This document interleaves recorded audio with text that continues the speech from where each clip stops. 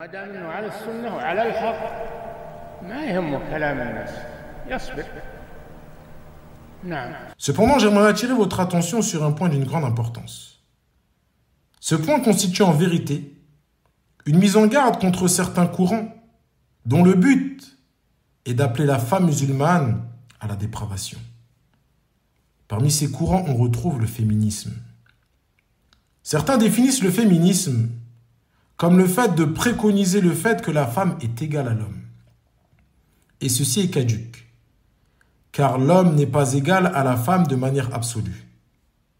Croire que l'homme et la femme sont égaux en toutes choses n'est acceptable ni par la religion, ni par la logique.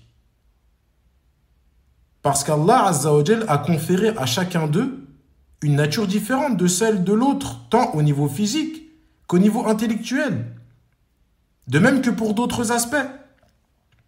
Allah a rendu l'homme meilleur que la femme et lui a donné l'autorité sur elle, vu qu'il est capable de supporter les peines et les besognes dures que la femme ne peut pas endurer dans la plupart des cas. Et que la faculté mentale de l'homme est pour la plupart supérieure à celle de la femme.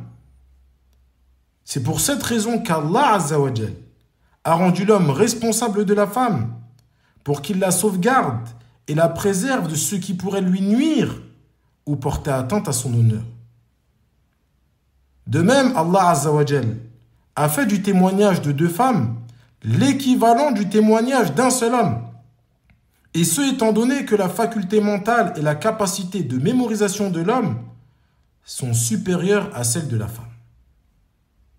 Allah a fait de la femme le récipient de la production des enfants et le lieu de la conception des embryons, des accouchements et de l'allaitement des enfants. Elle est dans ce cas appelée à accomplir des tâches que l'homme n'est pas appelé à accomplir, comme l'a mentionné l'éminent savant, Cheikh Abdelaziz Ibn Baz, qu'Allah lui fasse miséricorde.